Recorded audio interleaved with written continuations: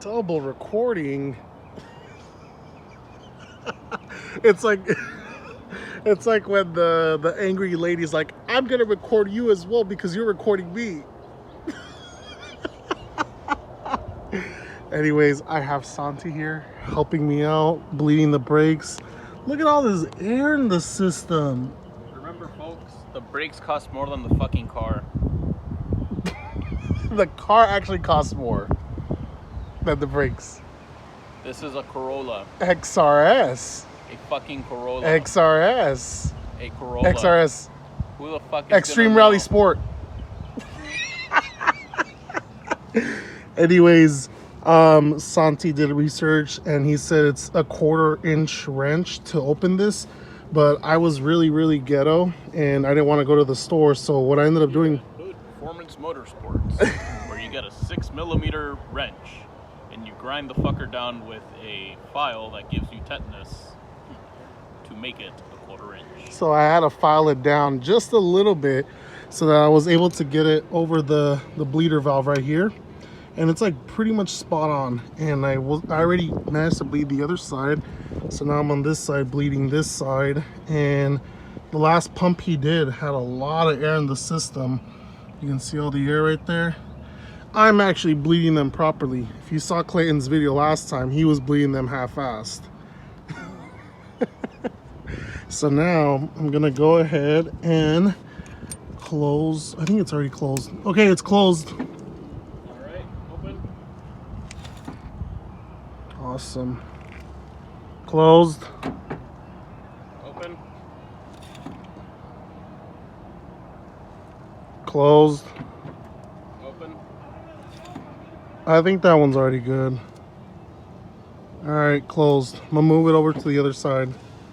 Now this side I'm gonna crack it open first. Now what you're gonna want to do first is check to make sure you still have... Oh, yes. We want to make sure we still have fluid in the reservoir. Come on, Honda MasterTech. Honda MasterTech. By MasterTech, I mean master complaining on Type R. Hey man, you mean the overhyped R that's at 50,000 already marked? Kind of like the overhyped Corolla that's gonna come out. Whoa, overhyped Corolla, what a hater.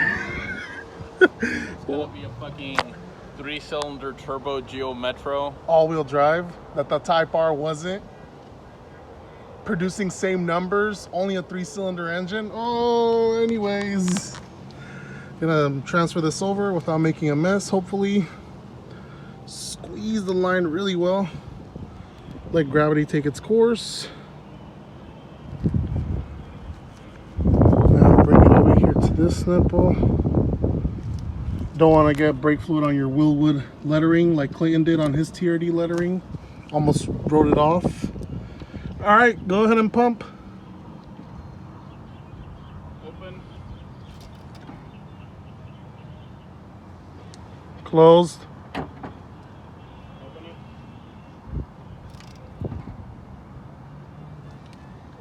Closed. Open. We'll do one more for safety measure. Closed. Open. Should I do one more? On the other side. You have it closed? Yeah, it's closed. So Santi's complaining that I'm using this antique AutoZone brake fluid .3, but I was actually gonna save the good stuff that I have for when I go to work and actually use the machine to bleed it with the Mighty Vac is what they call it. It doesn't mean shit if you only replace it once. What do you mean? You should replace this every so often. Like, well, probably right now. How long have you been running this old ass fluid for? Never changed it. But this stuff's gonna be good. I will make sure to change it after every track session. At least once every year. Honda, let me stop you there. Honda recommends every 3 years. Are you going to be using this in adverse conditions? Just daily driving. We'll use it on the track. And what other kind of bullshit fuckery are you gonna put it through? Nothing too bad, nothing too hard. Just the track, Thunder Hill. That's about it. Daily driving it. It should be fine. So this video is gonna be a recap of yesterday. It is the following day already. Me and Santiago did bleed the brakes. Thank you again, Santiago, for coming by and helping me out. But I just wanted to let you guys know that I actually didn't follow the braking procedure yesterday when me and Santiago were driving the car, and I heard like a loud thumping sound or clunking sound whenever I would come to a halt. I would apply my brakes and it would go from quiet to very loud as I kept slowing down. And basically what that meant was I didn't brake in my pads. Yes, there's a procedure to brake in the pads.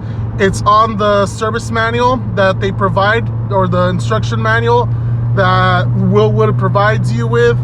And it gives you a list of instructions on how to brake it in. A couple of hard brakes, soft brakes, cooling down procedures. You want to make sure to read it all carefully. I just went ahead and did that, and my brakes are perfect now. They're not making any clunking sound, thumping sound, because I broke in the pads. That is it for this video. I just wanted to give you guys like a quick update. I'm going to try and get my friend Hector. He has the Phantom Gray XRS that I had back in the day that I bought for, I forgot how much well anyways, I bought it and I fixed it, did the timing chain cover gasket on it, and did the clutch on it. And basically I'm gonna try and get him to do this video with me, a sort of like testing of Wilwood compared to stock.